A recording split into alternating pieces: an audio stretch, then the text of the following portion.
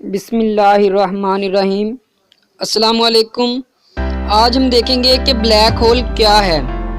گزشتہ ماہ اس صدی کے مشہور سائنسدان اسٹیفن ہاکنگ کی وفات کے بعد مختلف سائنسی ویب سائٹ پر بہت سے کالم چھپے جن میں ان کی بلیک ہول پر ریسرچ کو خوب سراہا گیا۔ لیکن کیا آپ کو معلوم ہے کہ بلیک ہول کیا ہے؟ سائنس کی دنیا میں انہیں کبھی تو دوسری کائنات میں جانے کا راستہ کہا جاتا ہے اور کبھی موت کا گڑھا۔ بلیک ہول کا رنگ واقعی سیاہ ہے یا پھر اس سیاہ پردے کے پیچھے بھی رازوں کی دنیا چھپی ہے؟ بلیک ہول کی اہم خاصیت یہ کہ اس میں جانے والی کوئی بھی شے واپس نہیں ہوتی۔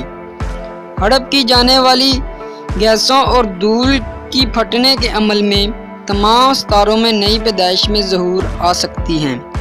قرآن پاک میں بلیک ہولز کے بارے میں جو انکشاف کیا گیا وہ متعدد سائنسی ماہرین کی آنکھیں کھولنے کے لیے کافی ہے۔ تو مجھے قسم ہے ان جگہوں کی جہاں تارے ڈوبتے ہیں، اور تم سمجھو تو یہ بڑی قسم ہے۔ اللہ رب العزت نے ستاروں کے ڈوبنے کی جگہ کی نہ صرف قسم فرمائی بلکہ اس کے بڑے ہونے کا بھی ذکر کیا ہے۔ اسی طرح ایک اور جگہ تاروں سے متعلق ہی فرمایا، پھر جب تارے محو کر دیے جائیں۔ جب کوئی ستارہ اپنی زندگی کے آخری حصے میں ہوتا ہے تو وہ پھٹ جاتا ہے یا پھر بلیک ہول میں تبدیل ہو جاتا ہے۔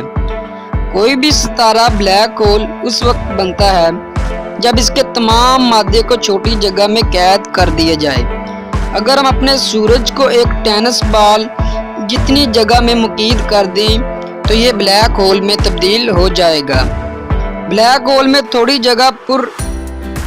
جگہ پر انتہائی زیادہ مادے کی وجہ سے اس کی کشش اتنی زیادہ ہو جاتی ہے کہ روشنی جو اب تک کی تحقیقات کے اعتبار سے اس کائنات کی سب سے تیز ترین چیز ہے، وہ بھی اس سے فرار نہیں ہو سکتی۔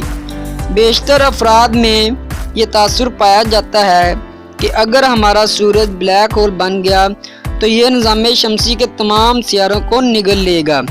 لیکن حیران کن بات یہ ہے کہ سائنسدانوں کے مطابق اگر سورج بلیک ہول بن بھی گیا تو تب بھی زمین اور باقی سیارے اپنے مدار میں بے ضرر چکر لگاتے رہیں گے۔